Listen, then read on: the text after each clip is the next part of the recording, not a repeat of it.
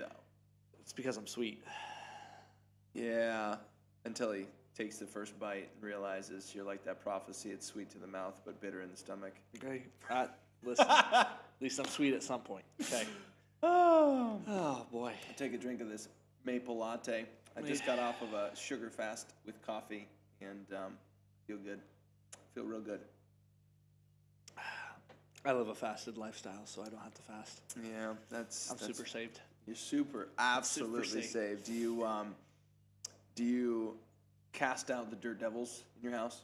I don't even allow the dirt devil in my house. Like I can't even buy that brand just because the devil ain't allowed. That makes total sense. Absolutely. What other super saved conferences are there? Like Monster No. Energy? Super saved is whenever you're like apostle prophet or apostle evangelist, or like you have to add 3 or 4. Yeah.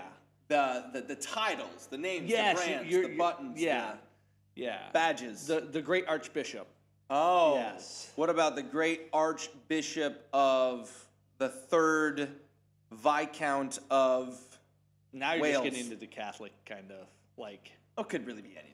Yeah. Yeah, really. But I don't know. Are we live? Oh, we are live. Okay. What's up? Sorry, I didn't mean to say that, but it's like that tier system. But yeah, super safe is like. Yeah. We're here. What's God up, bless everybody? you. Welcome back Welcome. to another. What are we I'm calling back. this? A podcast, a conversation, a Bible study, Yes. a teaching, Yes. an apostolic No. gifting, No. a release, a deposit no. of spiritual gifts. No. Anything you have to add to that?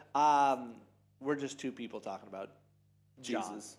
the Book of John, and Jesus, Which is the about Book of Jesus. John. It's about Jesus. Yeah. They're writing with welcome, the context. Welcome everybody. It's, My wife hates it when I do that, by the way. hi. Hi. Like Urkel is in the room. Well, it's like there's a certain fast food place around here, and if you know what I'm talking about, you know what I'm talking about. There's one person that does the drive-through, and he's been doing it for over 10 years. Because I was in high school when he started. And he says it the same way every time. And it's like, hi, how may I help you? It's like, it's just that same every So what time. drive-through are you talking about? Are we allowed to release that information? You're not saying person, but... Oh, well, he says his name, so that's where Well, don't say his name. What drive-through are you It's talking the about? Granville McDonald's. Not that I go to McDonald's. 'Cause Okay. You can't I'm going to shame- put this out here, even though it's live stream. I don't go to the Granville McDonald's. Well, that's because your family is from the other side of the mountain. Yeah. Okay. No. There's a mean reason. Ignore the food poisoning stories that they've had from that place. I mean, it's McDonald's. You're going to eat get some crap. kind of poisoning. Either way, Yes. it is the lack. Listen, this is important. Of the ice cream machine being running. Oh. I almost quit Fairhaven's McDonald's because every time I went to go get a caramel latte, because they are the cheapest lattes that you can buy around. They're And bomb there's a diggity reason. great, but they're good. It's crap, but Good it's is subjective. It is subjective, absolutely. So good is subjective to the meaning of the word. So I say it's good because it tastes good, even though it's horrible. But there was a season I almost stopped going there because they just never had the machine up. And I'm sorry, our latte machine is down. Sorry, I'm going to give up on my $40 order because I can't have my latte. Bye. So I'm just kidding. I have a question for you. This is just a personal thing. Throw it Why out is there. it we shame McDonald's over every other like fast food restaurant? You know what I'm saying? Okay. Like people like want to hide that they go to McDonald's, but we all know we go to McDonald's. Well, here's the catch. All right, so this is not a McDonald's bashing session. We did not plan this. This is just our cold opening. We had no talk of this beforehand. See, the thing about a cold opening is you don't say it's a cold opening because then it's not a cold opening. That's like, what about a dad joke? I mean, can I say a dad joke if I say here comes a dad joke? No, because then that totally nullifies the dad joke part of it. But Anyways, it is- as you were saying, Okay. sorry. My wife and I were just talking about this. Yeah. And she was listening to a podcast because she's really into like trying to feed everybody in the house with stuff that she's made at home and big sourdough everything. It's been phenomenal. I'm eating great. And so the biggest thing that you can see, look at the menu of McDonald's. Look at the menu. Is there anything on that menu that says anything to do about health? Is there a piece of salad? Is there an No. order of salad? Is there a soup on the menu? No. It is. They got rid of yogurt. Wasn't the best. It was filled with sugar. I'm very surprised they still have apple slices in the kids' thing. But what are they doing to the apple slices? Like anytime I cut up an apple, within an hour, that thing is as brown as a deer. So a natural way is you put lemon juice on it. Oh. Lemon juice preserves it. Okay, that's the thing I don't know. So, but how long? A while. Oh, okay. If it's refrigerated, a while. Yeah. Okay. And that's typically what's on them is they spray lemon on it, and lemon keeps it from oxidizing. Is really what it is. But they don't. I mean, there's no gluten-free options there. There's no dairy-free options there. No. I get it. It's not healthy. Oh, for sure. That's why. Again, I knocked my mic. But again, Burger King's not healthy. Taco Bell's not. They have a Power Bowl. Yeah. Okay. Yeah. Okay. Yeah. One thing. Okay. But I'm saying It's better than McDonald's. It is, but I'll tell you this. I've done this. I've never thought of it until just now. Do a drive-through comparison. Go through McDonald's, go through Burger King, go through Wendy's, and get the identical burger. When you eat a Wendy's burger, you don't feel like trash. It almost feels like you're eating a homemade burger when you go to Wendy's.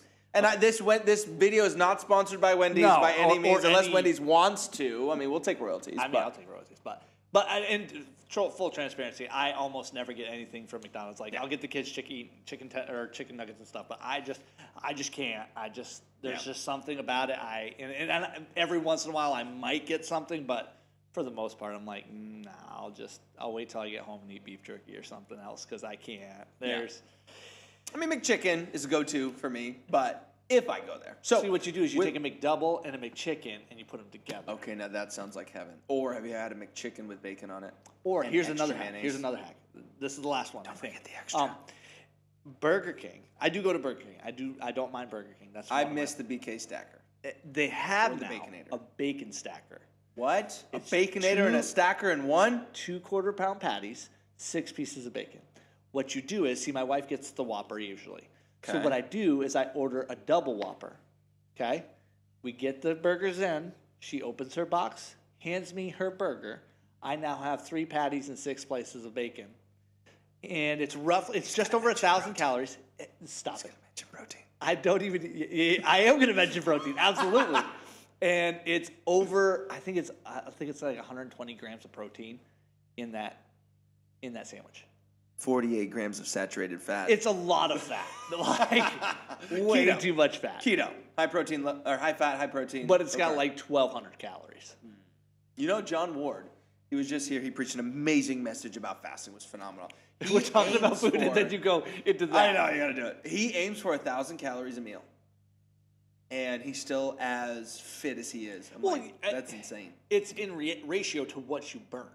That's true. Like if you're eating 1,000 calories, but you're bedridden, it's going to affect the way you like. That's true. It's a fuel to usage, but then there's other things like you can have thyroid issues and stuff like that. So there's a lot of different variables, and we're not a health podcast whatsoever. But in generalities, what you put in has to be consumed, or else it's stored. Yeah, that's the basics of human biology. Anatomy 101, everybody. Here we are. Book of John. The anatomy of the Book of John is... Jesus. I wasn't here last week because I was bedridden. Yeah, he was. Fun. Yeah, can you please explain to the audience why you were bedridden and walking like a penguin? Because I decided that I didn't want to be popcorn muscles up top and nothing below. I wanted to be an actual a person of fitness and of strength. So I decided to do all of my body instead of half of my body. And it wasn't even like I was doing anything different. I was doing the same weight I always do. And it wasn't like I tweaked or anything. I just started squatting and it just started hurting. And then it continued to hurt and continued to hurt and pinched my sciatic really bad. Even now I'm still like, if I get up fast, I hobble a little bit for about 5 minutes and it straightens out. But I'm good-ish. I'm not going back to the gym until it's fully healed, though. Like I just do your upper body. No, I can't. No, I got to strengthen my lower back so it doesn't happen again. Yeah. Yes. I mean I will contest. When I do my arms, it's not the only thing that I do. I do a big variation of shoulders and back at the same time. So when I do Which chest, is half your body.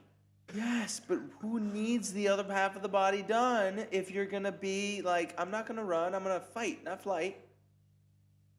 Okay, we're not getting into that today. Anyways, go. Yeah, so I was squatting. If you needed to know, it was 205 pounds. I was squatting. Okay, so you have a poundage and everything, and there we go. Let's get into the book of John now that you can get. I just had to throw that out You there. had to get it out there. Either way. All right, let's open up to book of John, chapter 9, page 952. Mine is 1539. Well, my lettering is a lot smaller. Yeah, I got a big lettering, but I got Yeah. this cheapo 10. Oh golly, it's got to be. Dude, that was the same 10 exact years ago. Bible I had in college. Yeah, and that's It's why still honestly, sitting on my desk at home with my grandpa's Bible. Yeah, eventually, what I'm going to do is send this out, get it rebound. Oh, I know, got to talk. Actually, cool thing about my Bible, I love this. I don't know if you could pick it up on the camera, but in the back of my Bible, I had all of my teachers from college and just mentors that in my life have signed it, put notes in it, put scriptures in it. Like I have Andrew Womack, Bob Yandian, Howard Foltz, Barry Bennett, Scott Hinkle, Dwayne Sheriff, Kerry Pickett, Arthur Blessett, Pastor Mark Coward, my pastor, whole bunch of people from college, Greg Moore. I just had them one by one as I went through Bible college. Just here, can you sign this? Just as I had a memento of what college was for me. Dude. So that's why this Bible special, and I want to have it rebound. All I have are maps. You have maps. I don't have. See, I have to go to Google for my maps. So you're Or blessed, I guess. iApps, iPhone apps, whatever maps. Yeah. So if we start, let's start in chapter 9, because you said you got through 8, which I believe you have. I think I did. Do you want to start us off in 9, or do you want me to do 9 and you can start us off in 10? Either way, whatever you would like. I mean, we could both jump in and out. What I love about the chapter 9 is obviously it's a point where Jesus heals a man born blind. He was born blind. He knew no other thing in his life but to be blind. And many times we will attribute our crippledness in our life to something because of ignorance. Like, I don't know what it's like to see because I've always only known to be blind. And what happens is we discount the power of God because of our inability to understand his methods, his power, his ability is what I was trying to say. So this guy who's in his 30 or 40 years old, he's been blind his entire life, asked to be healed, and Jesus heals him. But the cool thing is Jesus did a very disgusting, wasn't bougie, it wasn't lights perfect, it wasn't smoke just at the right tilt to add ambiance into the atmosphere. It was actually disgusting. Like, Jesus didn't need to be understood. I said the same thing last week about, you know that you're secure in your path with God when you don't need people to validate what you do. And so Jesus was the same exact way. He didn't need validation because he literally hogged a loogie into the dirt, mixed it up. And granted, the guy was blind. He wasn't deaf or mute. He heard Jesus do no, I won't do that in the microphone. That's absolutely disgusting. He heard Jesus do the ding.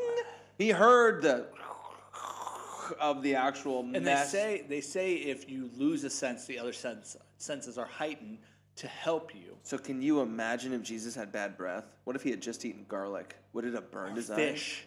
Oh. Yeah. Yeah. See, you guys never saw that when you read the book chapter 9. You have to read it like you're in the Mediterranean where all they eat is fish and garlic. So he hears Jesus hog this loogie. He hears him stirring in the mud, and all of a sudden Jesus is getting closer and smears this stuff over his eyes and said, go and wash in the pool of Shalom. What is Shalom? Siloam. Siloam? It's Siloam. Oh, you're right. It means send. I thought it was Shalom. No, Siloam. Siloam, which means sent. So here's the thing. The guy in verse 7 did what Jesus did. He went and he washed. He didn't complain. Many times we complain and we miss out on God's will for our life because it didn't come in the package we expected. Mm-hmm. We like I'm going to mess this up completely. There was a time in Elijah's life where he had a guy come to him with leprosy, and he told him to go wash 7 times in the River Jordan. And he was upset because the prophet didn't even come out to see him. He sent a servant to see him. And he complained, and he was running back home, all ticked off because the prophet didn't come to see him, and he was this mighty man of vigor. And his servant knocked some sense into him, which was really good, and said, you need to stop being such a cotton-headed ninny-muggin and do what the prophet said. And he was healed after he complained. So the thing is, he would not have been healed if he didn't obey.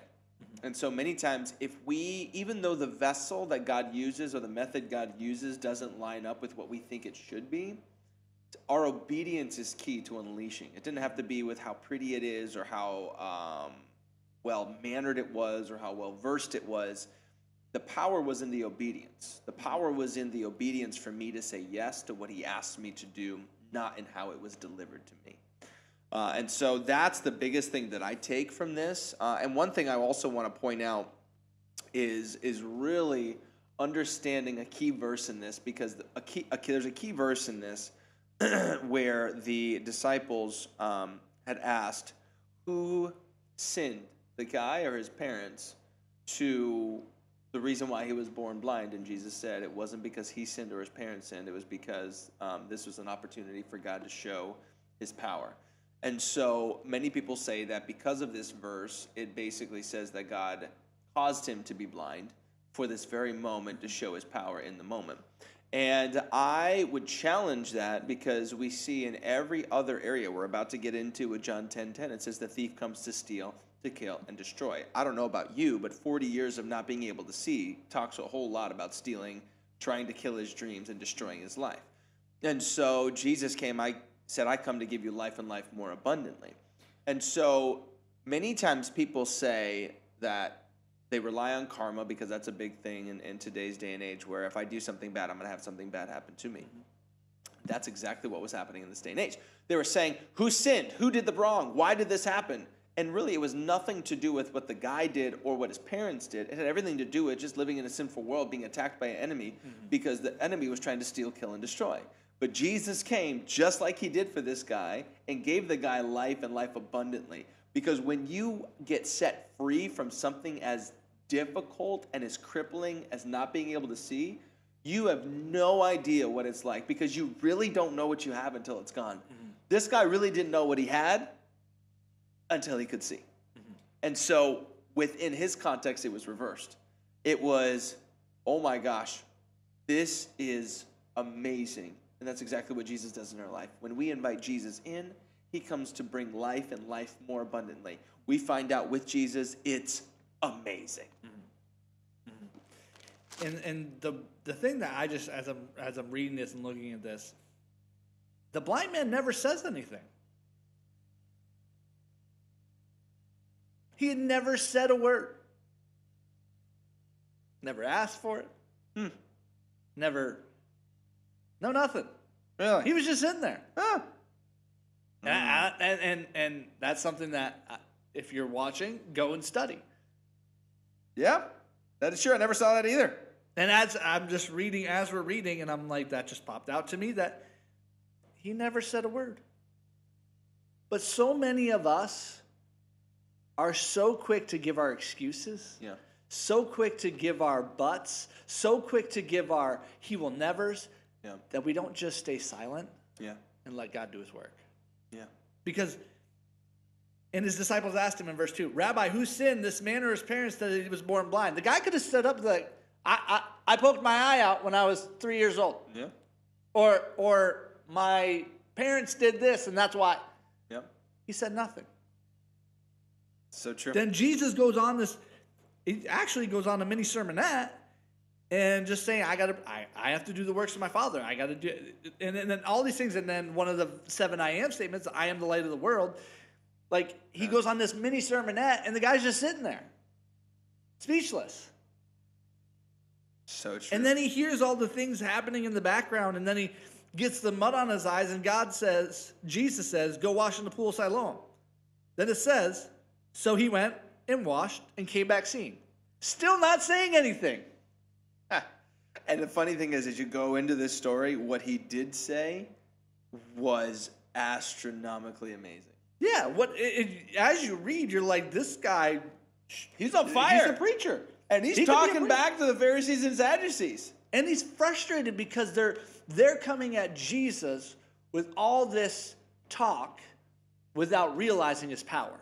Where this guy had zero talk and witnessed all the power. Yeah, that's so true. And so many times we can get caught up in what we're doing and how we're doing things and how, even in our relationships, that we have to say and say and say and say and say Yeah. instead of just being. Yeah.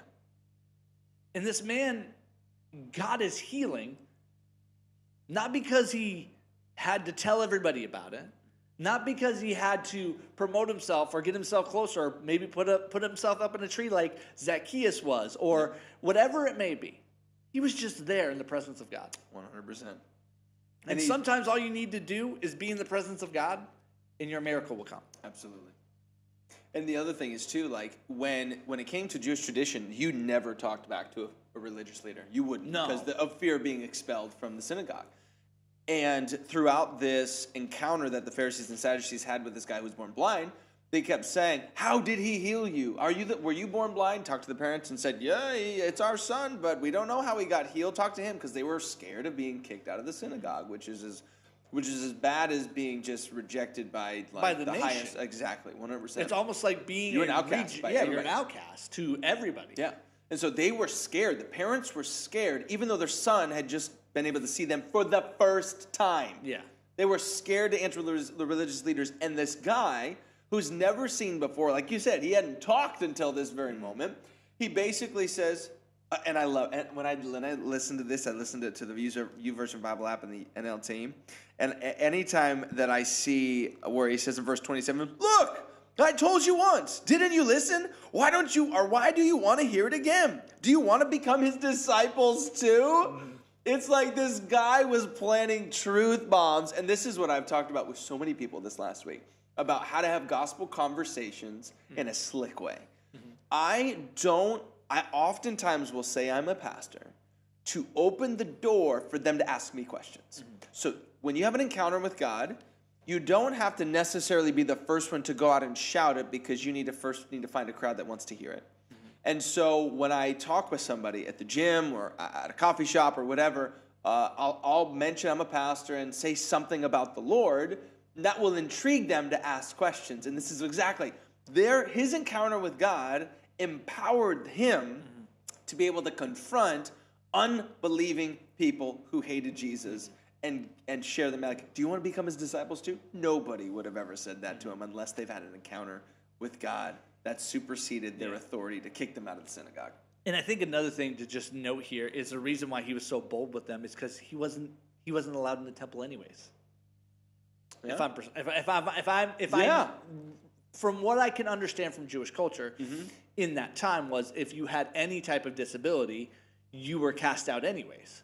I don't know that answer to be confirmed, because I don't know who. I know obviously the guy who was at the gate called Beautiful. Yeah. Couldn't go in, obviously, because he couldn't walk. Yeah. So I don't know the extent of what made you unclean to go into the temple. So I apologize. I cannot. Well, no, confirm because that. if you look back here, It's a really good latte, by the way.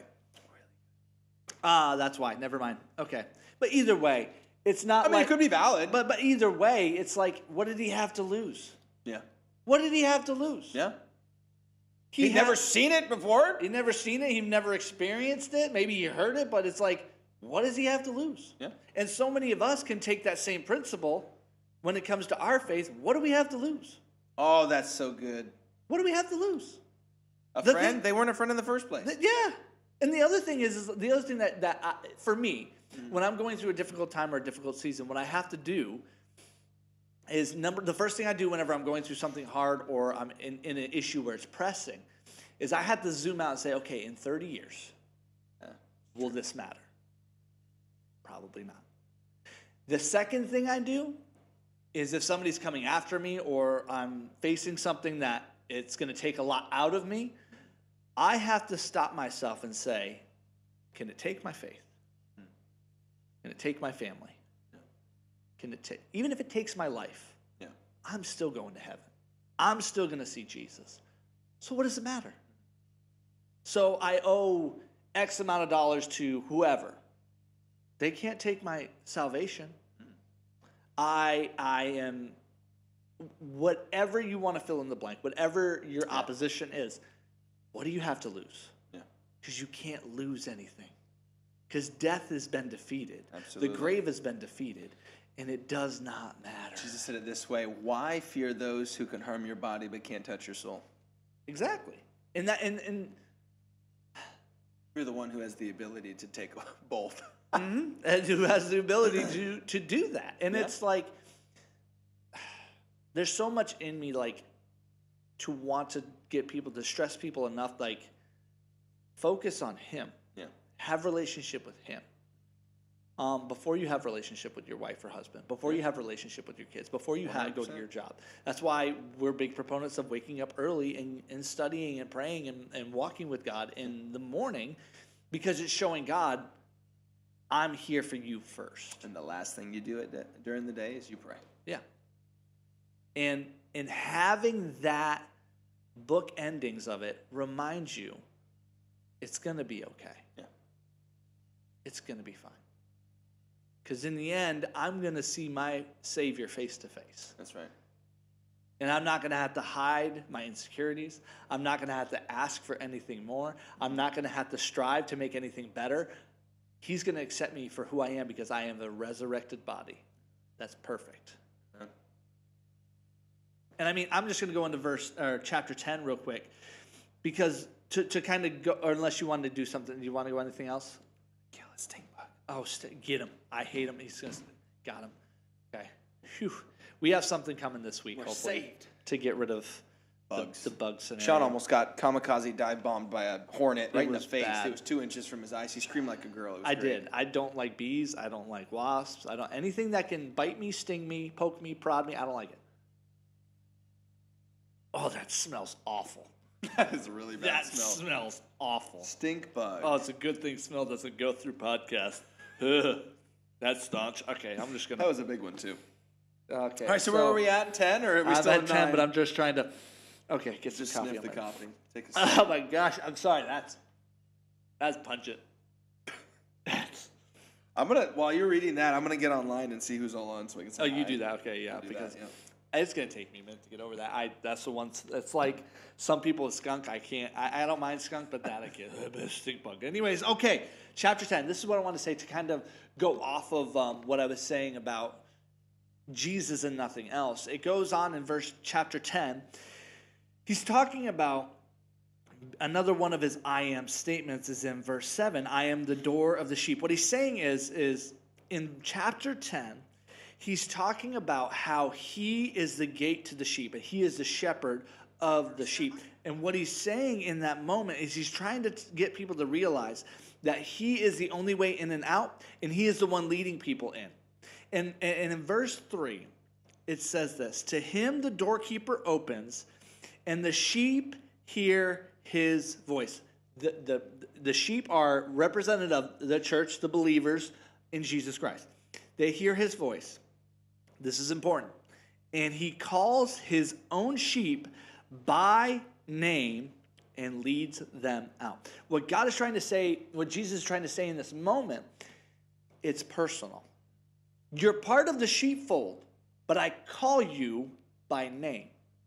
Have you ever seen those videos where they have like 10 dogs and they're all... No, I don't watch videos with animals. Anyways, it's usually Labrador Retrievers because they're the best dog in the world. I'm partial, but it is what it is. Mm-hmm. And they have like 10 laps, especially if they're duck hunting dogs or dock dogs or that type of dog. They can throw out like 6 bumpers or like fetch toys, and they call one by one. And the dog's name that gets called sprints after what it's going after. And so many of us have a bunch of Shih Tzus or Pomeranians, and you have a herd of Pomeranians and Ankle biters is what he's getting whatever it may be. And I'm not opposed to all anchor biters, but I'm saying, and they can't hear their name for squat. They just follow the herd.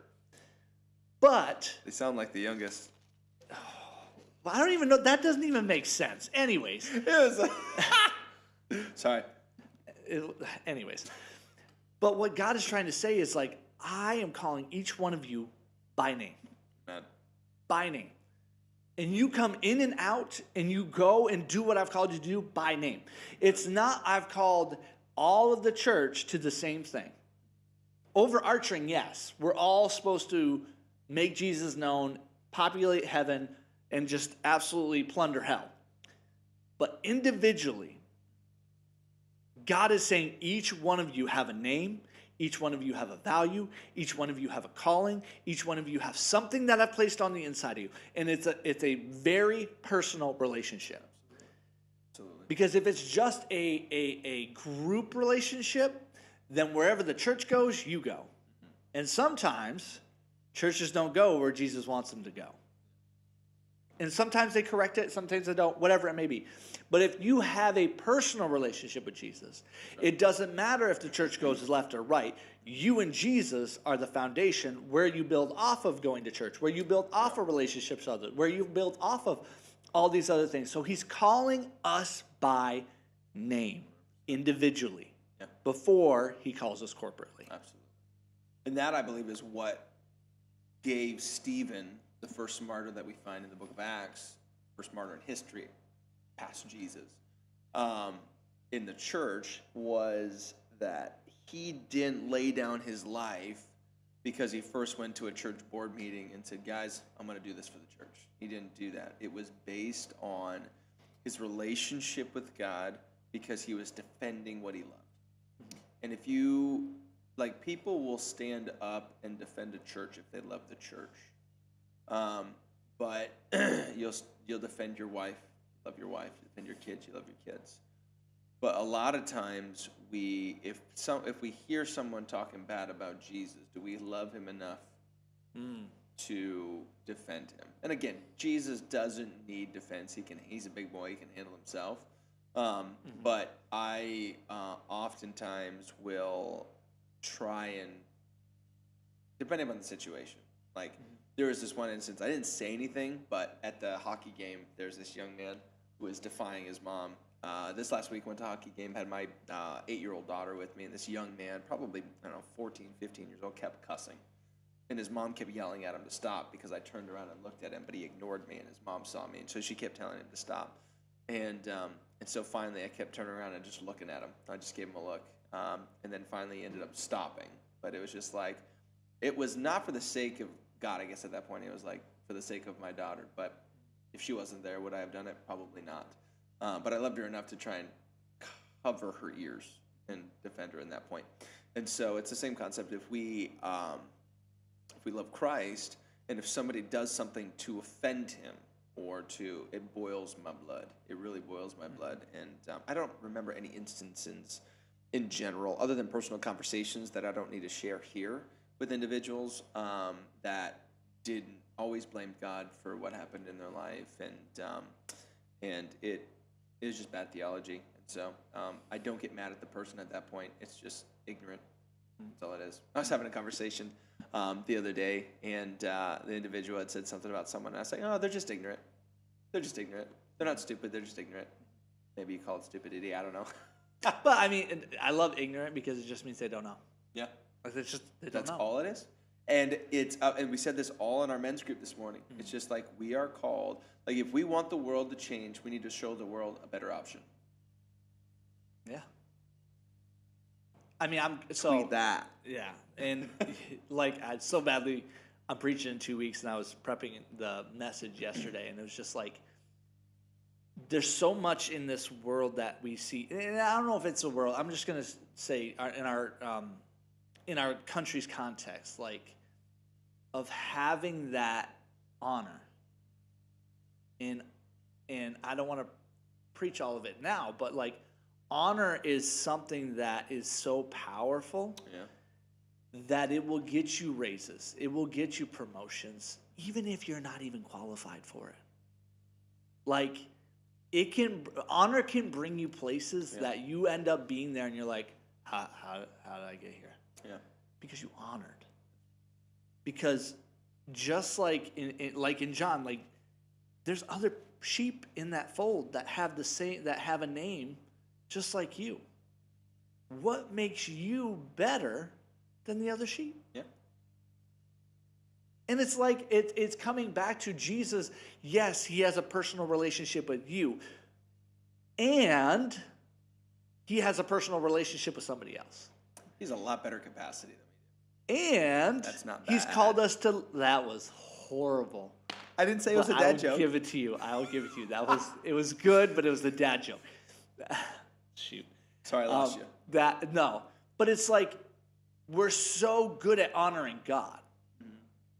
But when Sally Q walks up, who we don't like, and everybody knows we don't like, are you still going to honor that person? Yeah. Church or not? Yeah. And I could go on because it boils my blood when I see dishonor. Oh, yeah. Blatant dishonor. Absolutely.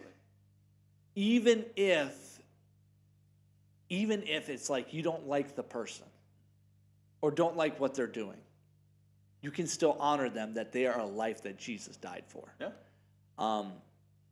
There's so many, like I could just go on and on and on. But it truly is one of the things in our culture now that I think is really missing. Oh, for sure. And the reason it's missing is one of my personal beliefs. This is just a personal belief. Is because the father figure has stepped out of the home, and there's no and I'm not just saying single mothers. I'm saying a father figure, somebody for that young man and young woman to look up to. You can be a single mom and still have father figures for your kids, but it's the kids that don't have that strong backing, or that person to kind of help them along, and it's not just fatherless homes, but I just think it's fatherless homes, but I also think it's more of just parental misguidance and values and integrity that hasn't been passed down from generation to generation, with or without dad's love. But what happens before a fatherless home? What causes that? What's the main reason, you think? For There's an dishonor? answer. I mean, for a society and a culture for some might call it tradition of a family, the traditional family.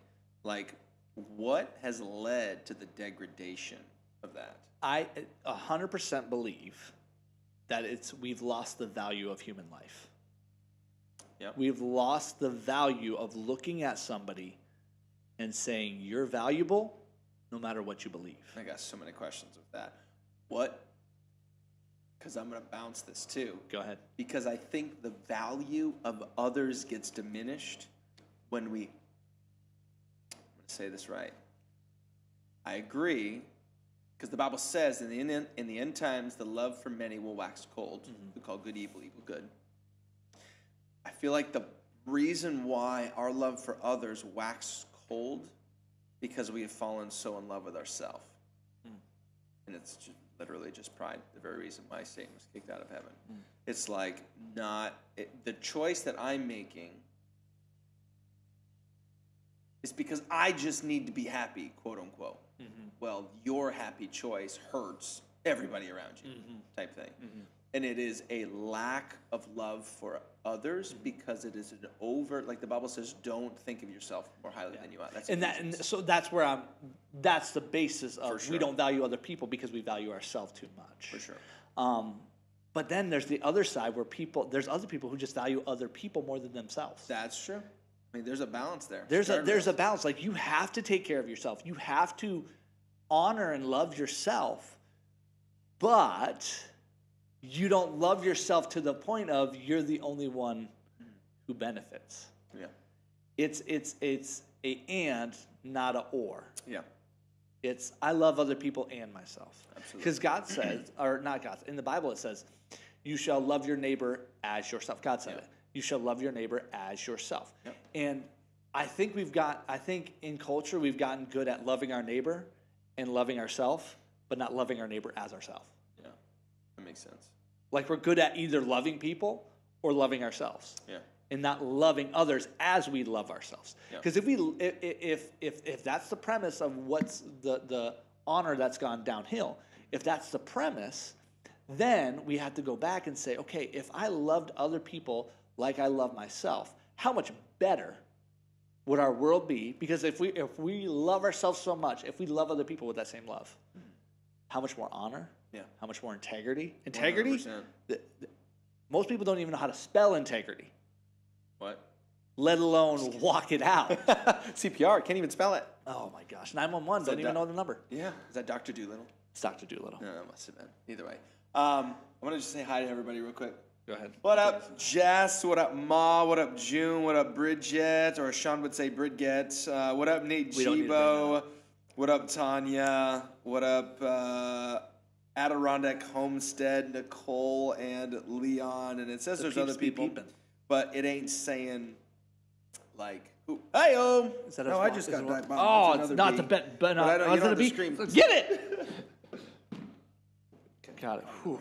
If that would have happened to me, this whole set. That should have happened to Shawn. This whole set would be done. He almost tore it down the first time he got I just dive bombed. don't like I said, anything that can pinch me, poke me, like bite me. No, they were created after the fall. I guarantee. Yeah, I mean, wasps. I get but- honeybees, but I mean, we got a graveyard here.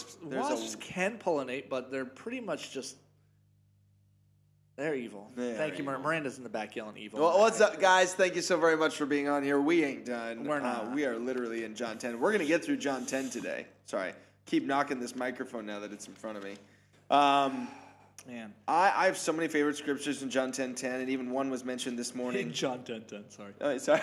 I have somebody's favorite scripture. Because that's where I'm going. 10:10. Is John 10:10. And so John 10:10. If you didn't get it, it was chapter 10, verse 10. Yeah. The thief comes to steal, kill, and destroy, but my purpose is to give them rich, and in NLT it says a rich and satisfying life. I don't know about you, but my Jesus wants me rich and satisfied. And I guess I'm going to do that in Jesus' name, one way or another. And if you don't like that, then I'm sorry, but he said it. That's right. It's rich in spirit. I don't know about you, but I interpret rich, again, that's the interpretation of it, I think is everything. Rich in my wallet. Do we want to open rich that in my can heart, of worms? Because we rich in can my open spirit. that can of worms. We can open any can of worms. We had a cold opening talking about, I don't know what we talked about already. It wasn't that important. What? McDonald's. We talked about McDonald's. Oh, yeah. But And Burger King, Wendy's, okay. continue. Rich and satisfying life. Money is not immoral. Oh, yeah. It's amoral, meaning Sure. it could be good or bad.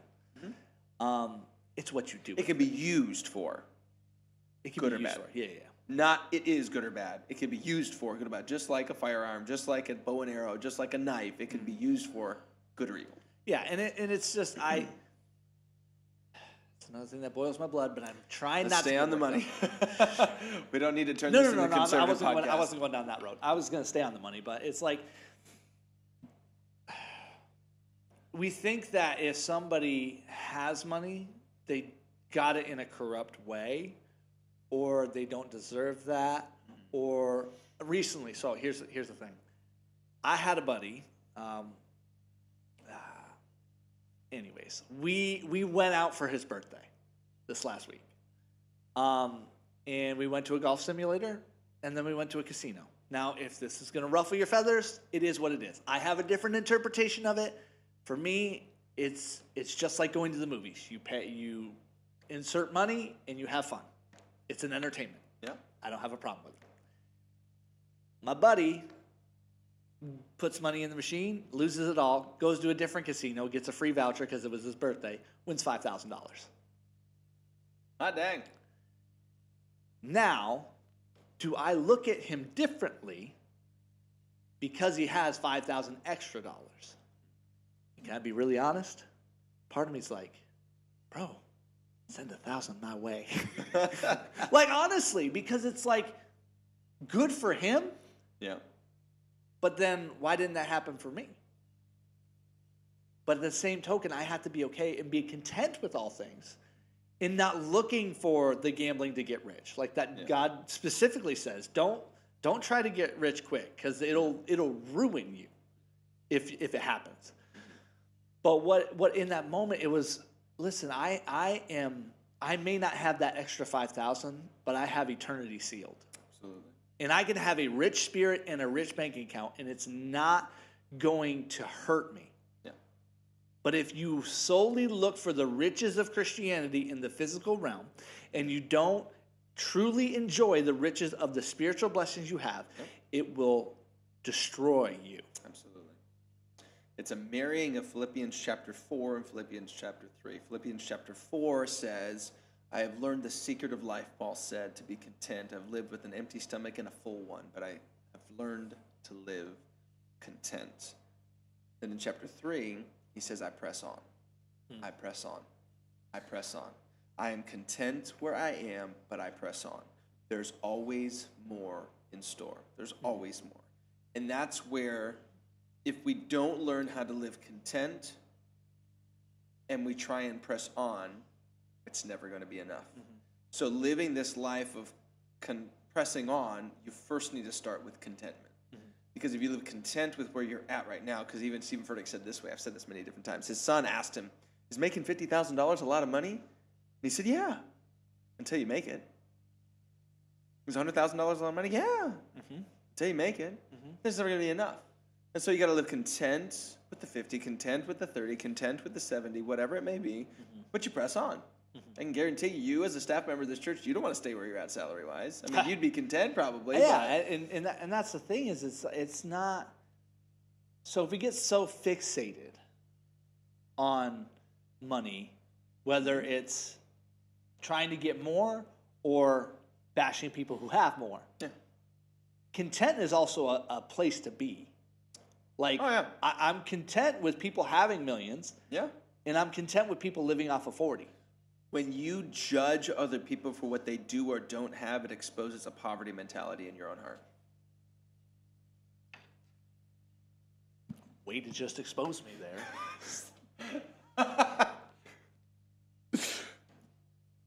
Should we end there? I guess no, because now I got to find something to convict you of. What do you mean? I wasn't doing nothing. But no, it's true because it is.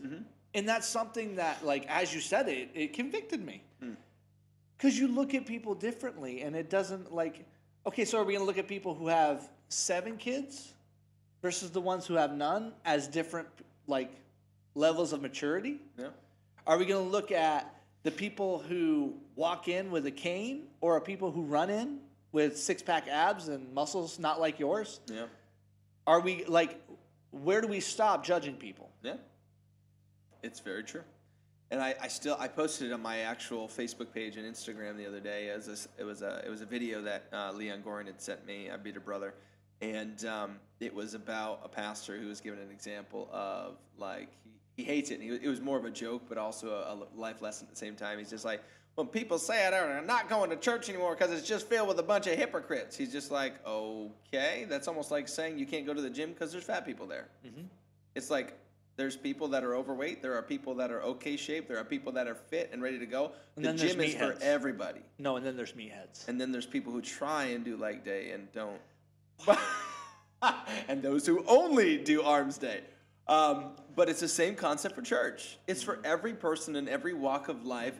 They're not there because of where they're at. They're there for where they're going. And I've said this 1,000 times, and I probably should trademark it and put it on a T-shirt, but the church is not a huddle for the holy. It's a hospital for the hurting. That's so true. It's not a place. Now, when you get healed, there's going to be a lot of people that you really love doing life with. Yeah. But if you're only here to do life with the people you really like, then you're here on a half of the commission that we're supposed to be.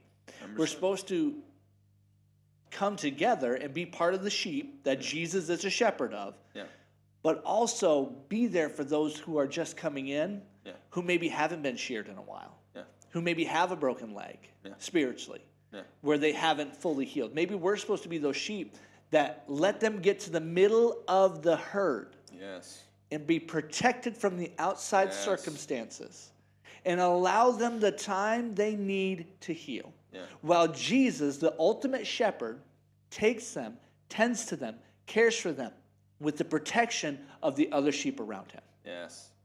I'll tell a story because it goes exactly what you said. It says the verse 5. It says they won't follow a stranger. They will run from his voice because they don't know. They will run from him because they don't know his voice.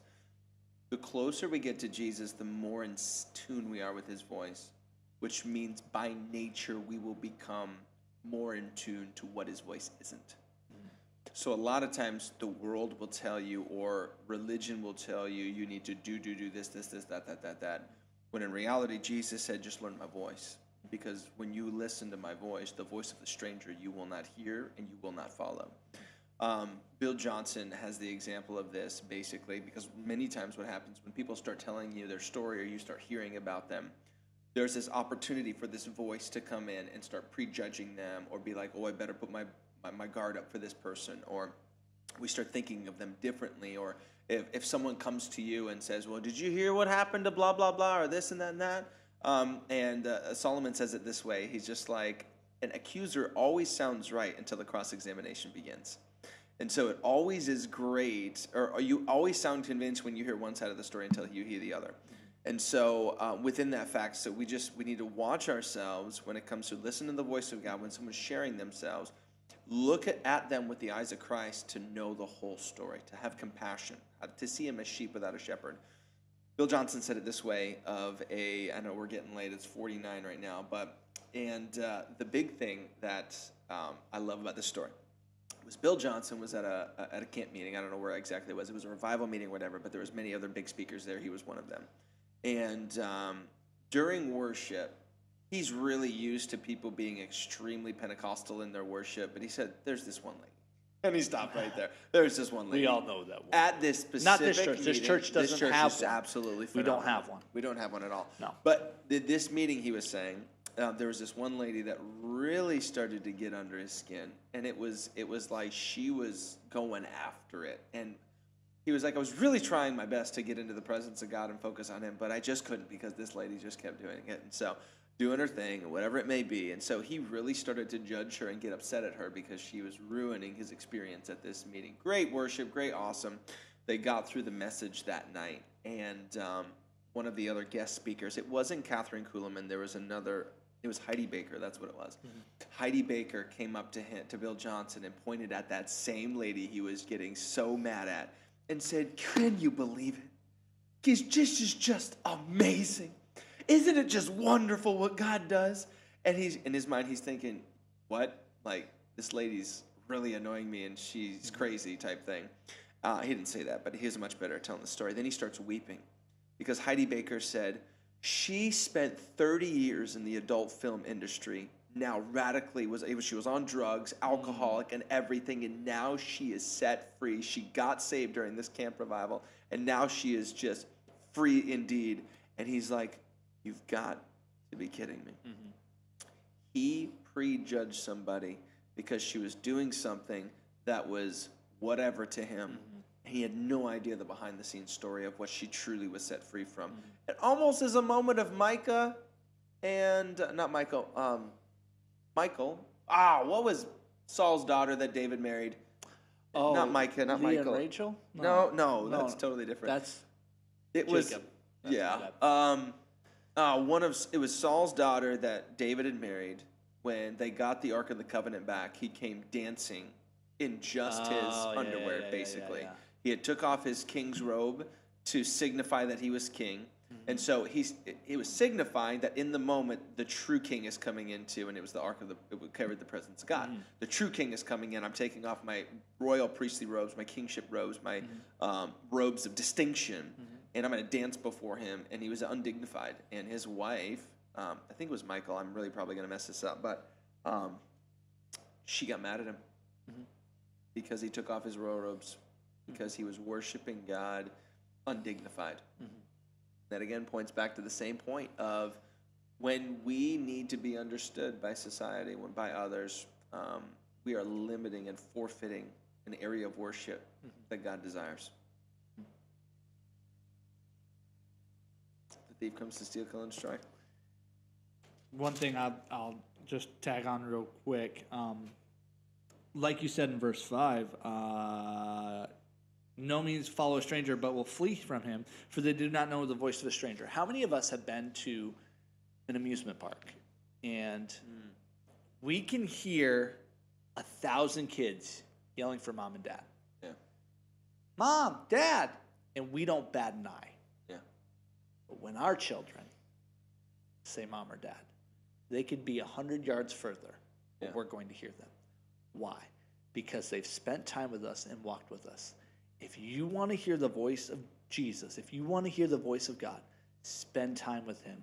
Get in his word. Hear his voice. Because then, when it comes to all the noises around, you can hear the shepherd because you know his voice. And so many times, like whenever our kids say our name, like even in this church building, I can hear my kids saying dad or mom, like over any other voice. Why? Because they're mine. Why? Because I've spent time with them. Why? Because that's half of my voice. So we need to get close to our Father in order to know his voice. And when we know his voice, he's able to speak in that still small voice. So true. Because we know it. Amen. That's why so many times whenever we first get saved, God speaks these big, loud, bold things because he needs us to hear his voice and know what it sounds like. And that's why, even for me, over the years, like you start hearing his voice and you hear it a little softer, a little softer, a little softer, a little softer. Why? Because he doesn't have to scream to get your attention anymore because you know his voice. Yep. I'm going to close with this because it's a great story to signify. Verse 11 in John 10, verse 11. It says, I am the good shepherd. The good shepherd sacrifices his life for the sheep. A hired hand will run when he sees the wolf coming. He will abandon the sheep because they don't belong to him. And he isn't their shepherd. And so, the wolf attacks them and scatters the flock. The hired hand, I'm going to close here, verse 13. The hired hand runs away because he's working only for the money and doesn't really care about the sheep.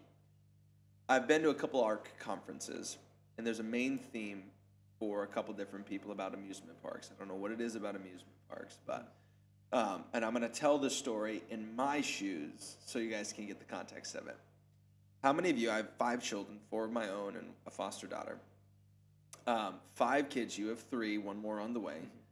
Let's just say if I went to the amusement park with my children, and then all of a sudden we got off a ride and I'm doing head counts and we only have 4. 1, 2, 3, 4. 1, 2, 3, 4. 1, 2, 3, 4. 1, 2, 3, 4. You do it just like that. And it would be, where's Jeremiah? That is where's Jeremiah. Why is it always the middle child? Always, yes. And so, because he's my son, I will rip that place apart to find him.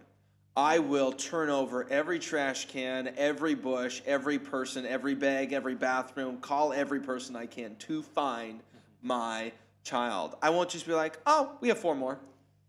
No big deal. We can just make another one, Cass. No big deal. Let's just, we can get whatever. Yeah. We'll just, it is, I am going to find and search and look until I find that kid. Just like last night, Austin. We were in the house, and I had just found Austin, locked him up in the kitchen area where we have everything, where we're at, so he doesn't get into the dog bowl or the bathroom or anything, so we have gates up. And all of a sudden, I shut all the gates, get to working on the dishwasher, and realize, where's Austin? Where'd he go? And we went frantic. Like, he wasn't in the living room, he wasn't up the stairs, because I was like, did he get out without me knowing and get upstairs and hide it? Like, whatever. Couldn't find him in the bathroom. We're like, what's going on? And Cassie runs out into the entryway, and he's sitting there and goes, hi. Somehow, when I had walked out to put my shoes out there and turned around, he was behind me, but I didn't see him. So I tore the house apart to look for him. I didn't just be like, oh, he'll be fine. Especially because he's like, you need to know where he's at. Yeah. But that's exactly what happens to a hired hand. Jesus is the good shepherd.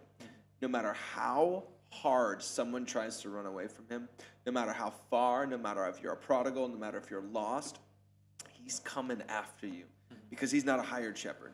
He's not a hired hand. He's not a nanny. He's not someone who's just babysitting you. You're his sheep. You're his child. You are his friend. And he's going to move heaven and earth like he did to get to you. And this is where it's a testament for every person that's watching this podcast to know that the reason why you're here is because God never gave up on you. So it's in time for you to stop giving up on him. Stop giving up on yourself. Let's live this rich and satisfying life that God has for us. Satisfying. Rich and satisfying.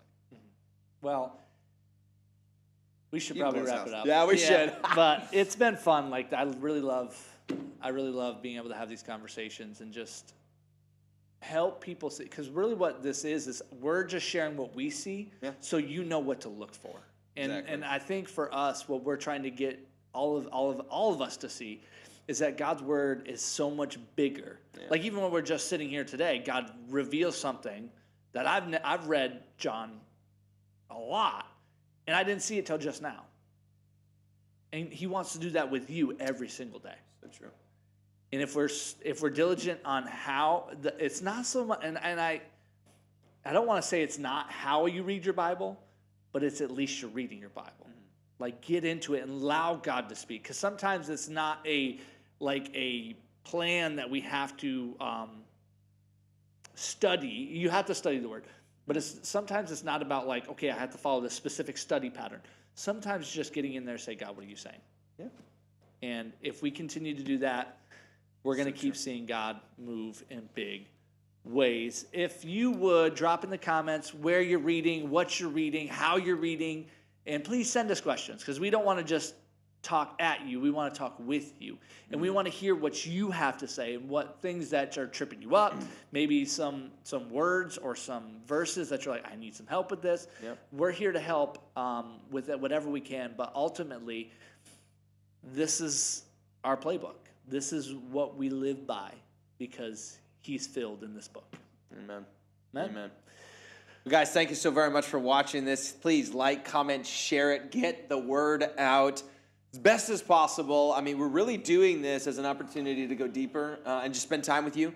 And so we know they're a little bit longer, but we'll see what this turns into. Maybe it's something that can turn into some kind of podcast that we'll continue to do and hit on topics, maybe get into some business, maybe get into some more jokes and dad jokes. And we got a lot of things we could talk about. And it will be a podcast form. We were working on it this week. We have to figure some stuff out with because we used to have a podcast way back. Days. People have praised. We had it in Revive. We did? Yeah. Oh, that's when we had. We had that different. So different platform. Miranda and I are working on it, but we will get it into a podcast form as soon as possible. Rock on. Thank you guys so very much for watching. And if you have any questions, please visit our website. You'll see a pop-up that comes up. Click that form right there if you have any questions in the book of John that you want answered, and we will answer them. No one has submitted a question yet. So y'all the first. Y'all are theologians. Y'all are just wonderful. We should just have them here. Absolutely. Just start a Zoom chat. We should start sorry, I cut you off. No, you're good. We should have a live audience. I mean, we have chairs. We have plenty of chairs. Yeah, I hope you like our new setup. I mean, I hope it looks better. I hope it sounds good. It doesn't look better because you're here, but. Well, true. Very, very true. I mean, at least I don't have salt and pepper hair. Oh, wow. I will take that because gray is a crown of wisdom. Absolutely, and I have a crown this of one wisdom. prayer. Turn gray, just don't turn loose. All right, we got to get out of here. Bye. Deuces.